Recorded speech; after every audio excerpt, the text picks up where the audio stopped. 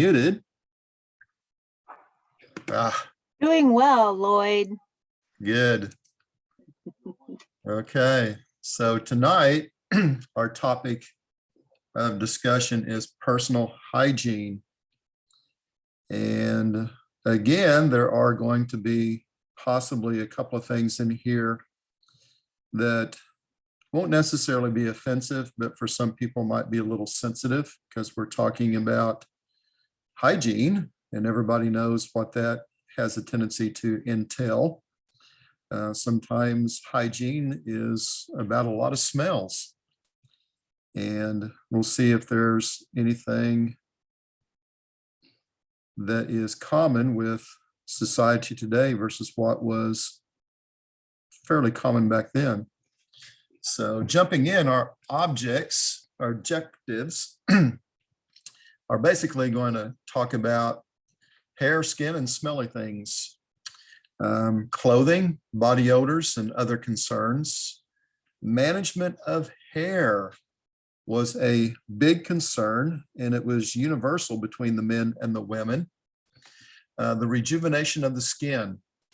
That's something we spend a lot of, or not necessarily we, but a lot of people spend a lot of money on nowadays and trying to make themselves wrinkle-free and crow-freak gone and everything else that is starting to show a little bit of signs of age. Back then, they also were concerned about their skin and how they looked. We'll see what they did. There are some special concerns regarding women and some special concerns regarding the men as well. And one thing that's just a little bit of an ending twist to this is hygiene on the inside as well as the outside of our grandmas and grandpas. And there's a little disclaimer here at the bottom of this screen that basically says that we don't know a lot of information regarding personal hygiene. So what I've done is I've taken a few other resources and I've used them as supplements to kind of fill in a couple of the gaps where we know there was some material, but we don't have any real clear evidence of what that might have been. And I'll point out what those are when we kind of get to them. But we've talked before when we were talking about some clothing, that clothing was optional.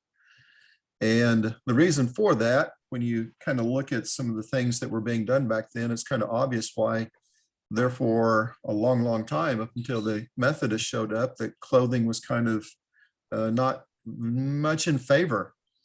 There's documentation that says that the females didn't usually put on any clothing until they were at least 6 years of age, and the males were quite a bit older, 20. If you look at what they wore prior to European contact, it was predominantly the skins of animals, and the clothing, being skins of animals, would have in many cases been heavy, would have been hot. There would have been a lot of perspiration, a lot of smells, and just the skins themselves would have added a extra degree of rank, if you will, to the smells of society. And one thing too that's also documented is the skins that they wore was the abode of many bugs. Because if you have a dead carcass laying around, the bugs are usually all over that. So there are instances where some of the, primarily the children that didn't know better, were noted as carrying a lot of living creatures on their clothing. So because of that, clothing was not necessarily something that was an absolute necessity. It was optional. People didn't care if you did. People didn't care if you didn't. There's no big deal. Hair was a problem because hair, for the most part, is the abode of bugs. There's plenty of documentation that talk about the bugs, primarily lice. And because of that, the men, when they took care of their hair, they basically plucked it all the way down to the scalp, with the exception of a scalp lock. There's not many instances of a mohawk being worn by the men. They plucked it all the way down to just about a 2.5 inch, maybe at the most 3 inch circle of hair. And it was rather long, but it was just a scalp lock. The reason for that was it took away the natural abode of the lice. Then on top of that, they would take the scalp lock and they would oil it down with deer tallow to the point that it was, in some cases, kind of rigid. They also painted their hair. They plucked their facial hair, and we'll see. Yeah. Oh, that was a bless you. Sneeze. But the hair was gone on the men, and we'll see on the next slide. And I'm not going to take the time to read these little quotes that I've put in here. But when you get the slides, or if you're reading them now, you can see that the men actually spent a lot of time primping themselves if they didn't have any manly duties that they had to do, which was hunting and defending the homestead and playing manly sporting games. If they just had kind of a lazy day, they primped their hair with the deer tallow in the morning to make sure that there was no bugs. They did it in the afternoon, they did it in the evening. So with the little hair that they had, it was very well groomed. The women, on the other hand, didn't shave their hair.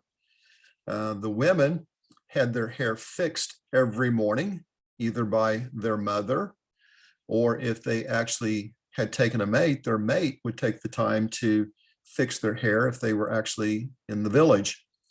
The women's hair was long, and they would always part the hair down the middle and pull it back extremely tight and tie it into a big club. And the women's hair was not oiled like the men's scalp lock. So every morning when they would go in to club their hair, they were examining the hair for bugs. And if they found any bugs, they were eliminated. Does anybody know how those bugs were eliminated? A lot of it was probably lice, and it's probably a little gross, but in many instances, what do you think they did? They bit them. They bit them. They Okay. ate the bugs. Yeah. We've talked about it last week, but they were just little extra pieces of protein. Why waste a good bug when you can eat it?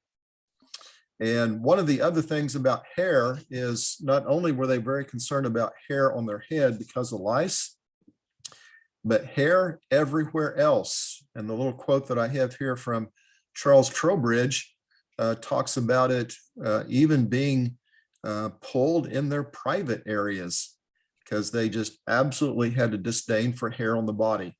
It was just a necessary problem that they just wanted to eliminate as much as they could. So hair was gone. Oh, why is this doing this? Lloyd, what did they mean by club? Would it be like a bun or? A club would be kind of a big mass of hair where if you take like and back then their hair was probably very thick, and they mentioned that it was very long, so they would probably take their hair, kind of roll it up into like a big ponytail, double it over, triple it over, turn it into just a have you ever seen like I don't mean this to be disrespectful to the ladies, but have you ever seen a horse's tail that's been really decorated, where they've taken it, shaved it down close, and then just tied it off with ribbons? And it was kind of like a little club on the back of the horse. You see those on very expensive horses. They kind of did that to their hair. It was just a big mass, confined mass of hair that when they were out in the fields, they would just tie it tight to keep it from being loose and mobile and free flowing and in their face and everywhere, because it was very long. They didn't necessarily cut or clip their hair. So it was kind of a big massive hair in the back, just kind of like what the Europeans described it as a club. Does that kind of help a little bit? Okay. So people, they did not make soap. And why I'm having problems with this text, they did not make soap because they did not have any type of a soap plant up in the Great Lakes area that they could have done any soap making with. So they basically had soap, if you will, from sand and ashes. They use that sand and ashes kind of in the same way as like lava soap. Has anybody ever had a bar of lava soap? It's very gritty. And they would use that mixture of sand and ashes, not necessarily in a wet form, but just in a dry form to clean themselves. They would just take that sand, ashes, rub it on their skin, and it kind of removed the upper layer of skin, which was their way of cleaning themselves if they didn't have access to any water. Lye soap was eventually obtained from the Europeans through trade or raid. And oddly enough, the Europeans didn't even use their own soap to clean themselves. They primarily used their soap to wash their clothing. So the Europeans pounded on powder and they pounded on perfume because they didn't take a bath and they just downright stunk. And a body wash was made from the roots of a linn tree. And that body wash, they kind of used to clean themselves a little bit. And why I'm having a problem with this, I don't know. What I'm going to do right quick is close it out and open it up again. See if that fixes it. It did not. But they would make a kind of an astringent from the linn tree, the bark of the linn tree, and they would use that to kind of clean themselves with it in conjunction with the water. Why this is doing this, it's just a continuation of my day. Let me try something here right quick. See if this can fix it, because I noticed it on a couple of other pages. I just got off from work at 7 o'clock. See if I can do it better with the PDF.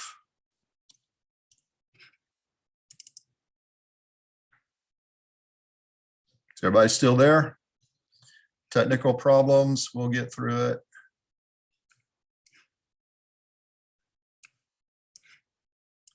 Can everybody see the screen? Can Yeah, everybody see I'm here, the Lloyd, screen? but I'm not, I have a lot of mute, but I think it looks better now. Okay. I don't know why it was doing that, but we'll find a way around it. And right here is where we were. Minimize that. Okay, everybody can see the screen, correct? Yes, Okay, good.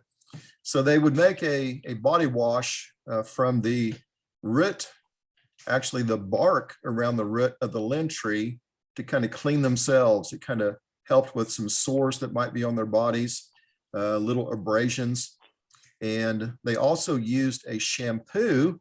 It didn't really suds itself up, but they used kind of a hair wash made from a wild sweet pea. And the Cherokee women, they actually believed that the personality, if you will, of that wild sweet pea's roots would absorb into the hair. We had a lot of contact with the Cherokee. Can't necessarily say that it was really good contact with them, but the adoption of different things among the tribes was pretty broad and pretty vast. So the women would use a wash using the wild sweet peas roots because they thought that their hair would absorb the roots' toughness and hardiness to keep their hair from breaking, because they didn't have much of anything besides an oil, and we'll talk about an oil here in a second, to keep their hair from getting brittle. Okay.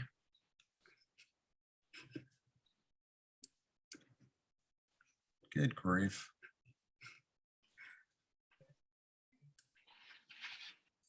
Okay. Bathing was not an option. Bathing was a necessity. It was an expectation that all of the society had among their fellow citizens. Bathing was for personal hygiene. Bathing was medicinal, and bathing was ceremoniously done. Bathing was something that was done at various degrees, almost on a daily basis. I've got the quote in here from my newest book: "The Great Spirit did not intend for his greatest creation to stink." There was only a couple of his animals out there, if you will, that stunk, and sometimes humans can smell worse than a skunk. And that's not what the Great Spirit intended. And the Iroquoian people believed that bathing was a means in which to secure a strong body. So they did it religiously, if you will, through medicinal and ceremonial purposes. The most basic form of taking a bath was just to go out and stand in the rain. And two, snow baths. Back in the day, they would have had a downpour of snow, no differently from the rain, and they would just go outside, stand in the rain, and just let it basically wash themselves off. Plus two, if they had chores and things to do, they didn't necessarily come running inside the longhouse or the lodge and hide from the rain, because what needed to be done was done. And if they stood out there and got wet, they got wet and just washed off all the dirtiness on them. But have you ever gone outside and stood in the rain for an extended amount of time and seen how your bodies will react to that? Even if it's been a warm day like we've had the last couple of weeks, a good cold rain standing outside can cause us today to go into a state of hypothermia. A good cold rain can affect our bodies in ways that back then would not have been necessarily a concern for them, because they were hardened to the elements. They lived in the elements. They didn't have air conditioning.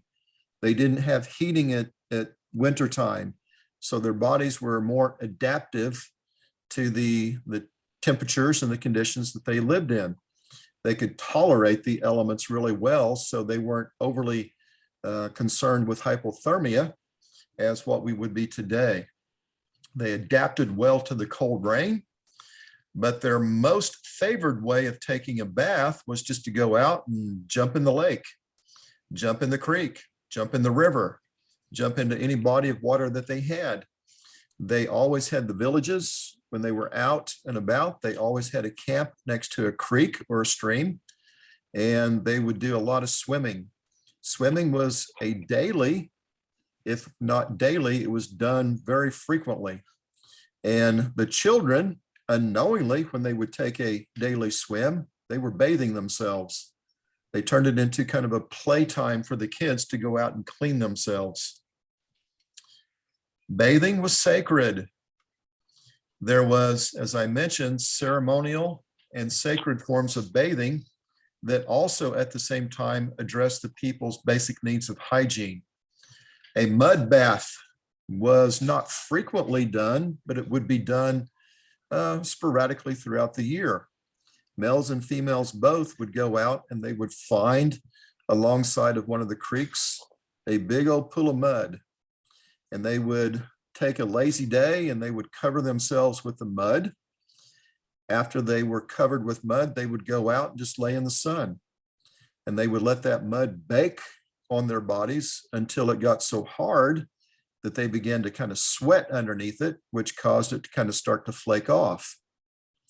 And that was sacred for them, because it being hypogenic and medicinal, being from the earth, they were using the earth to renew their bodies. Nowadays, if you go to a spa, you're going to spend quite a bit of money to take a mud bath. But they were doing it back then to take all the nasty off of their skin, to renew all the things that they were exposed to because of the constant exposure to the elements. And it was a rejuvenation of them from the earth from which they came. And after the mud bath, the people would cover themselves with an oil. It most likely was the oil from the sunflower, and that just kind of softened their skin, because it would have been rough and dry at times throughout a good part of the year. Now, this oil that they used was not the ceremonial oil bath. The oil bath was exclusive to the men. The oil bath was usually done, as we will see here in a bit, in conjunction with a sweat bath. The women were not allowed to take an oil bath. It was reserved for the warriors, the hunters, and the runners. We are commonly, from time to time, referring nowadays to the runners as the moccasins. We're all familiar with the warriors and the hunters, but the tribe would have also had a network of moccasins that ran throughout the whole of the country. They were passing along messages from the council, from the chiefs. They were kind of the mail carriers, if you will, that kept the citizens of the nation completely up to speed on the latest news. We had a network that crisscrossed the whole of our country. And if anything happened on the east side, they knew about it on the west. If anything happened on the west, it made its way to the east. That's one of the things that separated us from a lot of the other nations, that kept us from getting into some detrimental areas with the Europeans and the Americans coming in unexpectedly into our villages. We had a network of runners, and they were right up there with the warriors and the hunters. They were very important. But the oil baths, they were intended to give the men kind of a good massage. The difference being, these baths were administered by a shaman, or they were administered by one of the shaman's priests. It was a situation where there was a lot of ceremony that was involved. They would heat up the oil of the bear or the oil of the sunflower up until the point that it was almost scalding hot. And the men, after they had the oil bath, they would go, in most cases, but not always, straight into a sweat bath. Again, the sweat bath was not for everyone. Women were not allowed to take a sweat. Sweat baths were primarily for the purpose of removing impurities, which would have been evil spirits, diseases, fatigues, poisons, anything that would have weighed down the men in their manly duties. The sweat bath was a very it was a high stress on the body, and it was only done twice a season. Most usually it was done during winter time. And while the men were inside of the sweat lodge, the shaman or priest would have been outside singing. They would have had plenty of enchantments to drive away all the spirits, diseases, and fatigues and everything that was weighing the men down.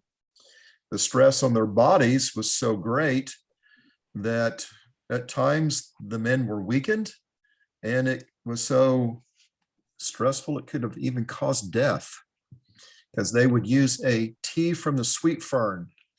The sweet fern would open up their bodies and allow all of that bad to come just oozing out of their skin, out of their pores. Then after the sweat was done, they would drink a tea either from sassafras, wintergreen, or hemlock, and it would do the opposite. Those teas would go back in and they would close down the body to basically keep everything from coming out, leave a little bit still intact, and keep the body secure. The thing that would stress them out so bad is after a hot sweat, and they would just be perspiring to no end, to the point that they could almost pass out because of the heat. As soon as they would come out of the sweat, they would go jump into a cold water. And remember, the sweats were normally done during wintertime. So that extreme change from hot to cold was a hard stress on the men. Now, a couple of things that's a little bit different. Hygiene. When it comes to the difference between the men and the women, one of the things that the women had different from the men was the menstrual flow. And there's not a whole lot that is mentioned about the women and how they took care of their hygiene needs there. I kind of think that a lot of the missionaries, primarily the Methodists, they were kind of embarrassed whenever it came to the women and what they had to do for themselves.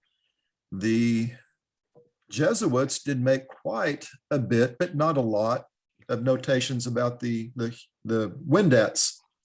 And they did notice that the Iroquoian women were a little bit different from the Algonquian. The women of the Algonquian nations, they were just kind of, yeah, whatever. What happened, happened. They didn't separate themselves from the men. They didn't separate themselves from society.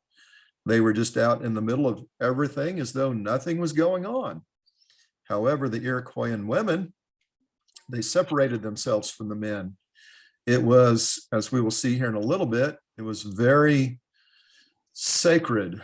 It was a time of special ceremony when their time of the month came, but they made it a female event. The men were not involved in it at all. Usually it was the elder woman, it was the matron of the lodge or the matron of the longhouse that attended to the women.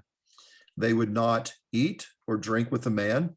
They lived in a corner of the longhouse or the lodge, or as with what we've seen with the Wyandottes, they actually had huts that were built outside of the lodge and the longhouse, and the women kind of excluded themselves to that hut for the week.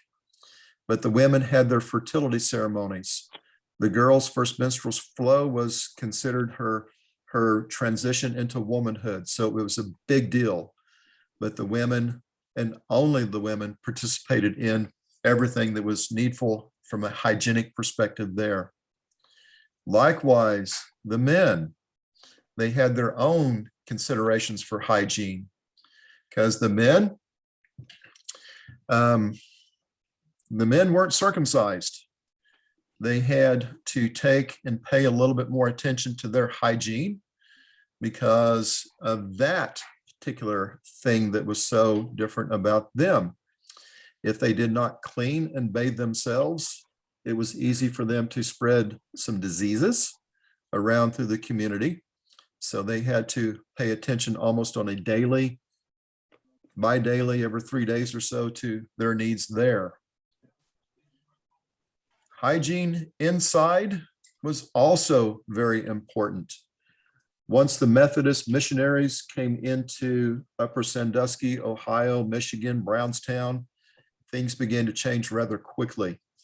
And a lot of people had the notion that the Methodists, when they brought in Methodism, they kind of forced it upon the people. That's not the case. Our grandmas and grandpas were deeply interested in Christianity because they were looking for something at the time that they had lost with their shamanic beliefs. They believed in power. They believed in that wildness of the spirits. And when John Stewart walked in, our grandmas and grandpas were eagerly asking for him to preach. What they were seeing being changed on the inside was equally as important as what was changing on the outside. So their hygienic needs on the outside was enhanced. It was not something that they started to do because of the introduction of Christianity, because they'd already been taking care of their personal hygienic needs from the beginning of time, but it was just enhanced to the point where it was intolerable for a citizen to walk around being dirty or smelly. But since Christianity made its debut, if you will, it became intolerable for somebody to walk around dirty. And here's a quote from Reverend Finley's History of the Wyandotte Mission, where it's talking about one of the men who was a little lax in his cleanliness on the outside. When he had accepted Christianity, was cleaned on the inside. Everybody thought that he should be a little bit more upright and righteous and take care of himself on the outside. He just looked too dirty. The women had made some changes and the men were to follow, because if the men wanted a woman, they had to clean themselves up too.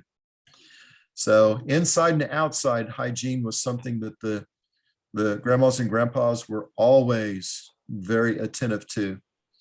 And sources, and that's it. Again, there's not a whole lot that we can draw upon, but we can clearly see that the hair, the skin, and the needs of both the men and the women were something that were well attended to. Okay, any questions?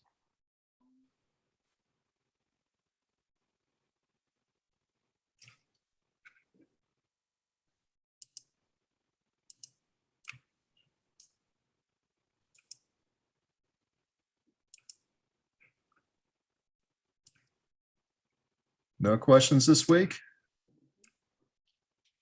Lloyd, now you can hear me. Sorry. I've been here asking if anybody else wanted to go first and I was on mute.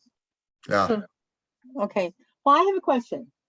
So if they were always, bathing and so forth, then when Christianity came in and it was supposed to be to clean, be more cleaner, then, what would have been the difference? What would they have done differently than they had already been doing? Nothing. Okay. There was this perception that all of the Europeans and the Americans had that the Indians were dirty.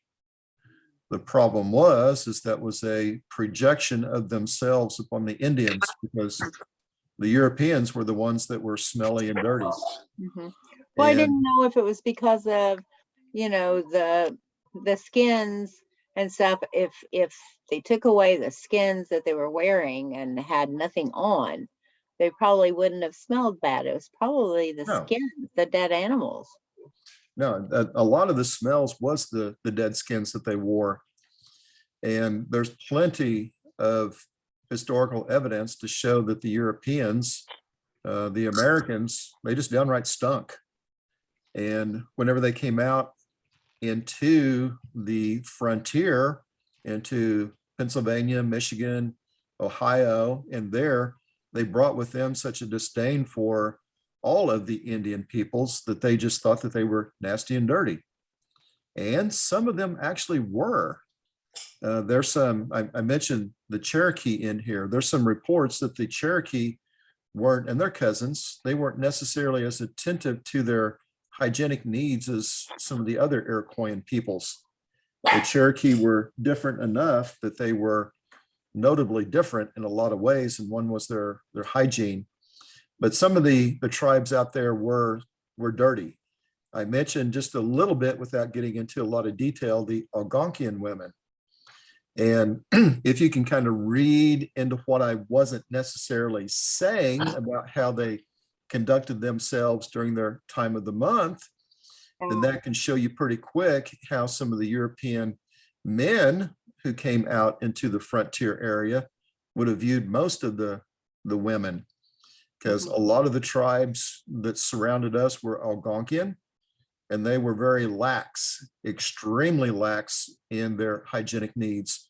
But most of the Iroquoian peoples were far beyond even the Europeans in taking care of their bodily needs. I could see, seeing that, they would think, well, all of them were, and that is kind of gross when you think of how those women did. They did nothing. So Yeah, literally, they did nothing. yeah, it's kind of gross when you think about it. Yeah, and when the Europeans first came over, primarily the English, when they made contact on the East Coast, it was with the Algonquian nations. The French made contact with the Iroquoian. So the French, they saw the good side, if you will, but the English, they saw the bad, and they just assumed that everybody at that point was bad. Everybody was barbaric and uncouth and cannibals and dirty nasty. Makes sense.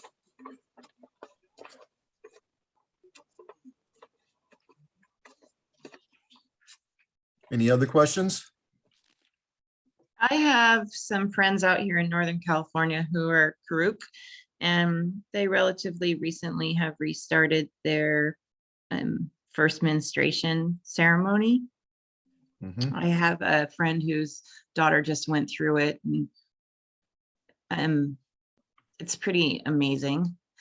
But they were forbidden from performing it for a long time, and because they're on this side of the country, they are closer to their ceremony than we are, being first contact. So they were able to start that back up because there was enough recent knowledge. I understand that you've mentioned consistently over all of your conversations that information about the women is less because the Europeans had no interest in the women. Mhm. And so obviously there's knowledge that there was some sort of ceremony, but is all of information about the ceremony gone? Is there any bits or pieces? Well, we know that the ceremony existed. We also know that there were a lot more ceremonies that the women performed among themselves. I mean, after all, it was the women who established the clans and established the society of the clans. And if they were attentive enough to start a social government, then they definitely had their own little ceremonies among themselves that the men did not participate in. And likewise, the men had their own that the women didn't participate in. More of the ceremonies that we are familiar with are going to be communal ceremonies that both the men and the women participated in. There is almost nothing that was recorded by the Europeans and the Americans regarding the women's ceremonies and what they did among themselves. The women were frequently referred to and observed as being nothing but menial servants to their men, mainly because the women were the ones that produced the crops. They tended to the crops. They took care of the babies. They took care of the homes. They did all the things that the servants in Europe were doing. So the women were basically looked upon as being a non-factor in society. And everything about them was ignored, completely, absolutely, disdainfully ignored. There's just a little bit that was recorded by some of the early Jesuits up in New York among the Mohawk. And when you read of what the Mohawk women did compared to what the Wendat and Wyandotte women did, even among the differences between the tribes of the Iroquois people, there were enough differences that you can't universally apply what the Mohawk did to the Wyandotte. And that's what's happened with some of the contemporary historians, if you will. They've taken what little knowledge that has been preserved, and a lot of it is Mohawk, and they've applied it to a lot of the other Iroquois nations, such as Wyandotte, just thinking that it's universal. But our women were uniquely different from the Mohawk, from the Seneca, from the Cherokee, and unfortunately, they got almost zero attention from the Europeans, none. And it's a shame that we don't have that today. But that doesn't mean that the women today can't revive and restart new tradition among themselves if they were to so choose to take that endeavor among them.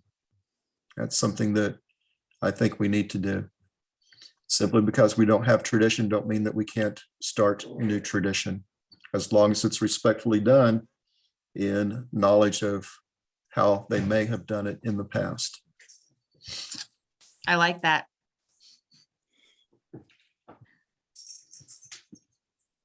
Any more questions, comments, concerns? Nobody's really asked, how did they remove the hair? I mean, they took the hair off of everything. You told us already. Remember what it was? I'd mentioned it a couple of months back, I believe. You said Was that it just shells? they twisted and pulled it out. That is correct. They used ashes from a fire, put it on their fingers, and they literally just plucked it, twisted it out of their bodies. Would have been pretty smarts. But one thing too, the hair was a big deal. They spent a lot of time managing the hair. And we have to remember that back then, the hair that they had was not nearly, especially on the men, their facial hair was pretty much non-existent. I couldn't grow a beard to save my life if I had to. And the men didn't have a lot of hair. It would have been just more like what I grow, just kind of like some nasty, scrubbly stuff. And if I grew it out long enough, if I wanted to, it's smart, but I could pull it out because I cannot grow a thick beard. There's no way. So the amount of hair that we think nowadays would have been a problem to pull out and pluck out, it wasn't the case back then. Not until they started intermarrying with the Europeans did the men develop more of a thicker type beard. There's a couple of old photographs. Nicholas Cotter, you can see him. He's got pretty much a mustache, a little bit of a goatee. And they started growing some facial hair, but not until after intermarrying with the whites. But they plucked it out with their fingers and charcoal. They would have done their arms too, right? Everywhere. Yeah, everywhere. That would Um, take a long time. Well, they weren't. There was no TV. Yeah, Oh, yeah, they no weren't inhibited with all of our distractions that we have today. Like right now, it's getting to be closer to the evening hours, and a lot of people are sitting in front of their TVs because the day's work is done, but now they would sit around and take care of themselves, take care of their families. They actually, like Rachel's sitting over here, and I think we've said 3 words since I got home. They actually talked, and she's looking at me like, "You're talking to me?"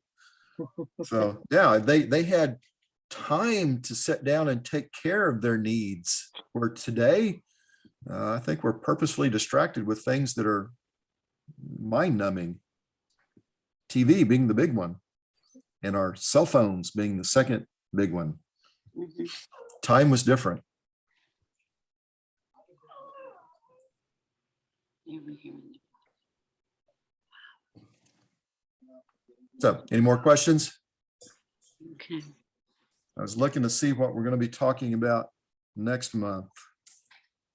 And that is July. Can you believe it is almost July? So to tie into kind of a theme for July, we had talked about discussing some of the things that the men did in warfare, kind of to tie in with Independence Day. So next month, is everybody okay with talking about some of the things that were associated with war? Yeah, no, which night? Mhm. Pardon? I think it's perfect time to talk about that. Okay. Well, we'll talk about that. And if you noticed, I mentioned ceremony. The daily lives of our grandmas and grandpas was just full of ceremony. And next month, when we talk about warfare, we'll also see that even before they would go out and conduct their war, it was full of ceremony. So I've got a couple of things to share in regards to some ceremony that the men did that was excluded to the women. Women couldn't participate. And we'll get a better idea next month and see how that separation of the men and the women played out there. We know that that existed when it came to warfare, and there would have been an equal exclusion of the men from the women when it came to their unique ceremonies. So next month should be pretty fun. See what the guys did.